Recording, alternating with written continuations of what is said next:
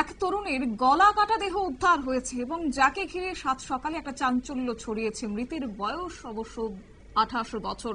এই ঘটনা হচ্ছে এবার বাংলার দিকে, কারণ বাংলার বাঁশবাগান থেকে উদ্ধার সেই মৃতের নাম নাহারুল হক। ঘটনাটি ঘটেছে চাঁচল 2 ব্লকের গোরক্ষপুরের দক্ষিণ পাড়াতে। কি রয়েছে এখনো পর্যন্ত পরিস্থিতি জানবো বিস্তারিত। আমাদের সঙ্গে যুক্ত হয়ে গেছে প্রতিনিধি সোমনাথ মুখোপাধ্যায়। সোমনাথ, কি জানতে পারছো এবং পুলিশের পক্ষ থেকে কি জানানো হচ্ছে? দেখো শতাব্দী, যেটুকু জানা গেছে আজ বুধবার সকালবেলায় বাঁশবাগান থেকে এক তরুণের গলা কাটা দেহ উদ্ধার হয়েছে। এটা হচ্ছে পশ্চিমবঙ্গের মালদা জেলার চাঁচল ব্লকের গোরখপুর দক্ষিণ পাড়ায়।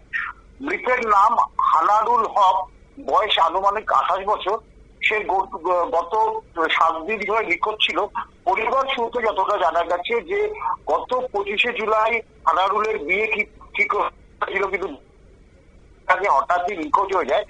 পরে তার মোবাইলটা উদ্ধার হয় বাড়ি থেকেই, এবং সেখান থেকে এক মহিলার নাম্বার পাওয়া যায়, প্রতিবেশী এক বিবাহিত মহিলা। প্রাথমিক সন্দেহ করছে পুলিশ যে ওই মহিলার সাথেই তার কোনো পরক্রিয়া জড়িয়েছিল এবং সেই জন্যই সে বিয়ে করতে অস্বীকার করে এবং বিয়ের আগে পালিয়ে যায়। এবং 7 দিন নিখোঁজ থাকার পরে কিন্তু আজকে তার দেহ উদ্ধার করেছে বাড়ির থেকে মাত্র 500 মিটার দূরে। এবং প্রাথমিক তদন্ত করে পুলিশ যেটা বুঝতে পারছে যে পরকীয়ার জেরেই কিন্তু খুন হতে হয়েছে হানারুলকে। মালদার চাঁচলের যে এসডিপিও সোমনাথ সাহা কিন্তু ইতিমধ্যে সাংবাদিকদের জানিয়েছেন যে বিষয়টি নিয়ে তদন্ত শুরু হয়েছে। যে প্রাথমিক ভাবে যেটা উঠে এসেছে সেটা কিন্তু পরকীয়ার জেরেই খুন হলো হানারুল। শতাব্দী, ধন্যবাদ।